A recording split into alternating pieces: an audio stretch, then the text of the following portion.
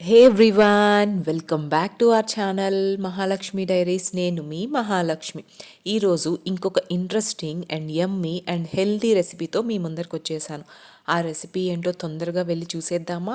First ఒక కడాయిలో oil పోసుకోండి. కొబ్బరి నూనె అయితే ఇంకా మంచిది. తడకా కోసము అది సోంపు ఉంటుంది కదా, అది వేసుకోండి. దాని తర్వాత అవి చిటపటమన్నాక ఎల్లో పంకిన్ వేసేసుకోండి. ఆ ఎల్లో పంకిన్తో పాటే కొంచెం కరివేపాకు, కొంచెం పచ్చిమిర్చి వేసుకోండి. కొంచెం కాదు, కొంచెం ఎక్కువ వేసుకోండి. ఎందుకంటే మనకి ఆ గుమ్మడికాయ కొంచెం తీయగా ఉంటుంది కాబట్టి, నేను మా పాప కోసమని తినలేదేమో అని చెప్పి ఇలా చేశాను. కొంచెం తక్కువ పచ్చిమిరకాయ వేశాను.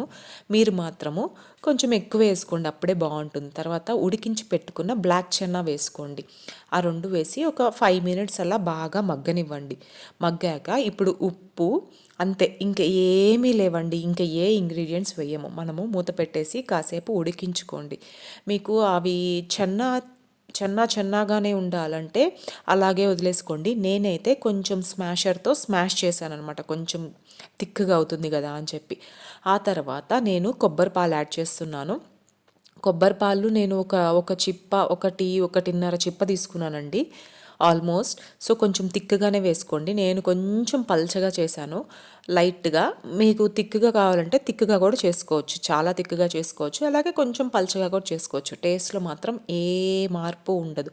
ఇలా లాస్ట్లో బాగా పొంగుతుంది కదా, పొంగేటప్పుడు ఇంకా ఆపేసేయాలన్నమాట. ఆ పొంగే ముందర ఏం చేస్తారంటే ఒక్కసారి మీరు ఉప్పు కారం అవి ఒక్కసారి టేస్ట్ చూసుకోండి. నాకు ఇంకొంచెం ఉంటే బాగుండేమో అనిపించింది. సో అందుకని పచ్చిమిరపకాయలు కరివేపాకు వేశాను. ఆ కరివేపాకే అండి దీనికి టేస్ట్ అసలు. నేను ఈ రెసిపీని ఇన్స్టాగ్రామ్లో చూశాను. వాళ్ళు రాజ్మా యూస్ చేసి చేస్తున్నారు. నేనైతే బ్లాక్ చెన్నా యూస్ చేశాను. దీంట్లో మనకి ఫైబర్ ఉంటుంది, ప్రోటీన్ ఉంటుంది, ఆల్ కంప్లీట్ మీల్ అనమాట. పిల్లలు కూడా ఇష్టంగా తింటారు. మా పాప లంచ్ బాక్స్ అయితే ఇది ఖాళీగా వచ్చేసింది. అంతే అండి రెసిపీ. ఉంటా మరి. నేను ఇంకొక వీడియోలో కలుస్తాను మిమ్మల్ని.